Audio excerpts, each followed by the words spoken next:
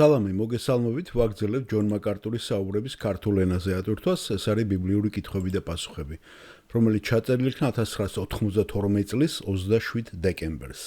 ჩვენ 51 ნაწილზე გადავედით და მალე დავამთავრებთ მას. ეს კითხვა მიაქციეთ ყურადღება ამ თარიღს, რომელ წელში გითხარით.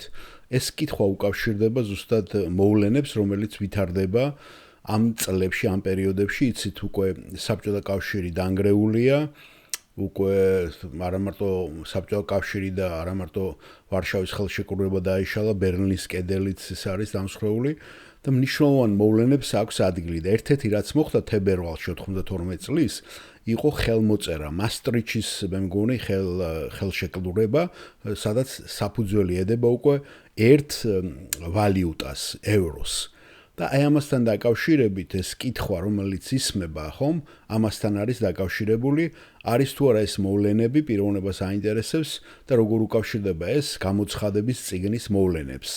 და ყველაფერი ბიდის რამოდენიმე კითხვა ნაწილიანია ეს კითხვა და ამიტომაც საყურადღებოა ჩვენ რომ ვიცოდეთ თუ რა მოვლენებთან არის დაკავშირებული ეს კითხვა.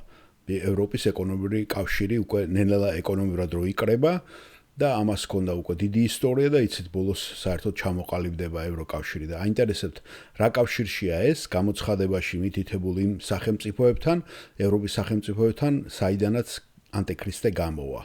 რამდენად დაჩქარებულია და ცივი ომის დროსაც ამ განცდაში იყვნენ ევანგელისტები, თუ გახსოვთ ის კითხვა-პასუხები, რომელსაც უსვამდნენ ჯონ მაკარტურს, რომ ეს ხო არ არის ის მოვლენები, რომ მალე მოხდება ატაცება, მალე მოხდება ქრისტეს მოსვლა და ძალიან გავრცელებული იყო ეს იცოდეთ ქრისტიანულ წრეებში. ჩვენთან საბჭოთა კავშირში ამაზე ლაპარაკი არ შეიძლებოდა, მაგრამ ეს განცდა ქრისტიანებს ყოველთვის აქვს.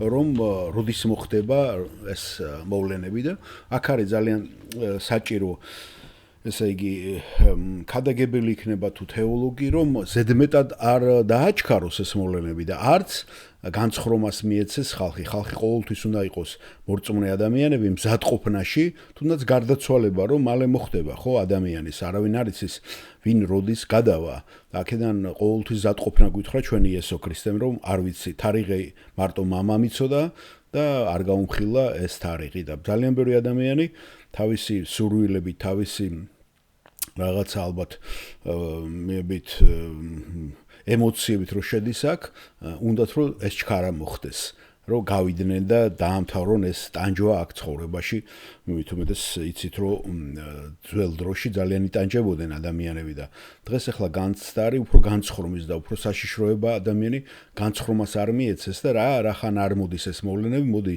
მე გავაკეთებ ღმერთი მაპატიებს და ვიცხოვრებ ისე რომ ამაში ბალანსში საჭიროა ძალიან ყოფნა მოდით მოусვინოთ როგორ სვავს პიროვნებები ესე დავაკავშირე ევროკავშირი რომის იმპერიის გაგრძელება საიდანაც ანტიქრისტე გამოდის იმიტომ ახლა ცალ-ცალკე კითხვების დაყოფა არ მინდოდა იმიტომ მოკლე პასუხები იყო ზოგან ამიტომ გავაერთიანე მეც და დავტოვე სამ ნაწილად როგორც პიროვნებამ დასვა სალამი ჯონ მოგესალმებით მე მაქვს მოკლე სამნაწილიანი კითხვა და ეს ეხება გამოცხადების წიგნს პირველი ეხება არის თუ არა და ბიბლიის ბევრი მკვლევარი ამ ეტაპზე თვლის რომ ევროპის ეკონომიკური კავშირი რომელიც მომავალ კვირას იწყება არის მეორე რომის იმპერია და ანტიქრისტე სავარაუდოდ აქედან წარმოიშობა არსებობს რამე მინიშნება იმის შესახებ თუ საიდან მოვა ის და ასევე მოხდება თუ არა ატაცება ამბოლონების მოხდენამდე თუ ვიხილავთ ანტიქრისტეს ხელისუფლებაში ჩვენ მოსვლას და ჯონ მაკარტური პასუხობს.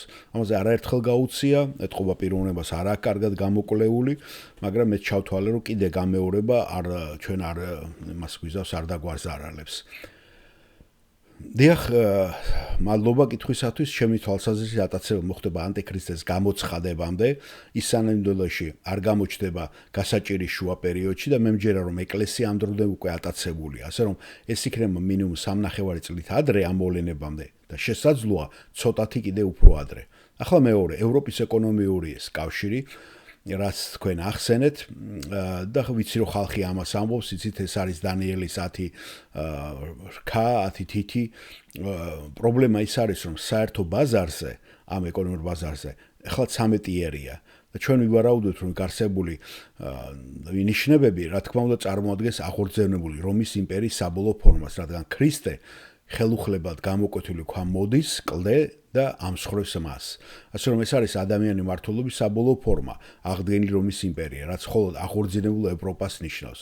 მთელი მსოფლიო ყურადღება იქით იქნება მიპყრობილი.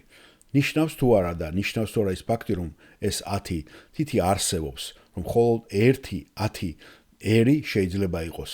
არ მინდა მე ამ საკითხში ძალიან დოგმატური ვიყო, არ მინდა თქვა თუ კარგი ეხლა 13 იქნებიან, თუ 12 საბოლოოდ ყველაფერი 10-ზე დაბრუნდება.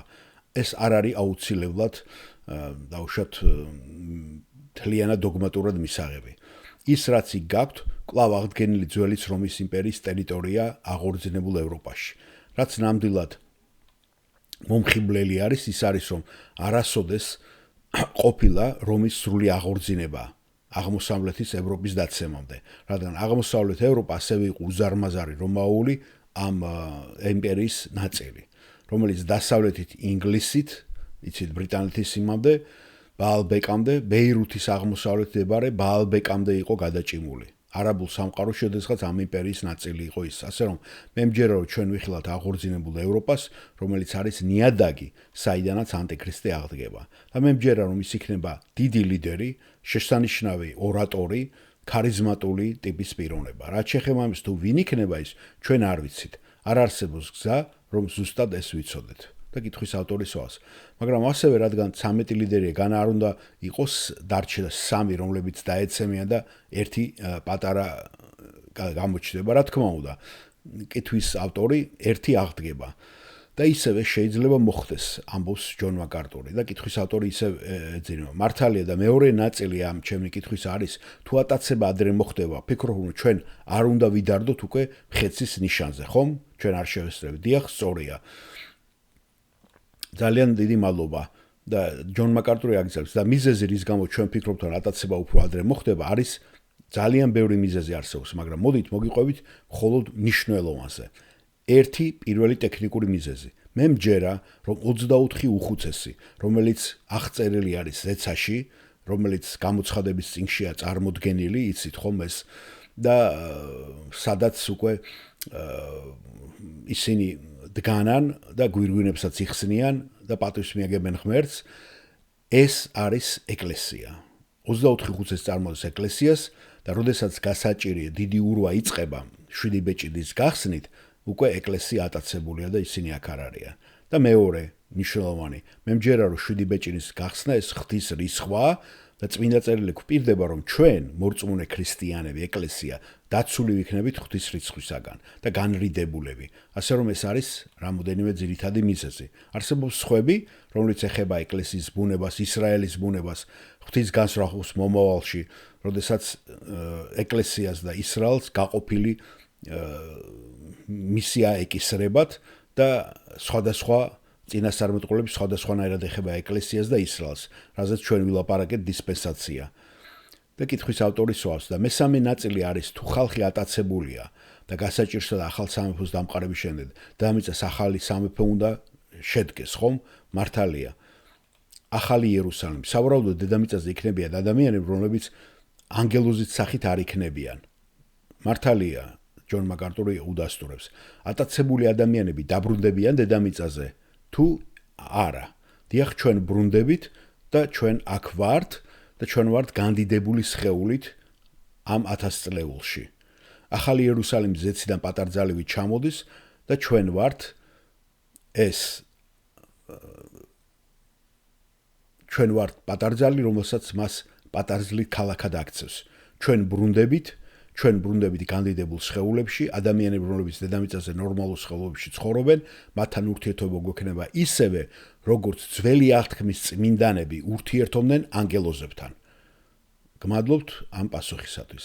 ეხლა რაც შეეხება ახალ იერუსალიმს, ეს უკვე მომავალ იმაში არის ნახსენები უკვე 21 და 22 თავში ახალ მიწაზე და ახალ ცაზე.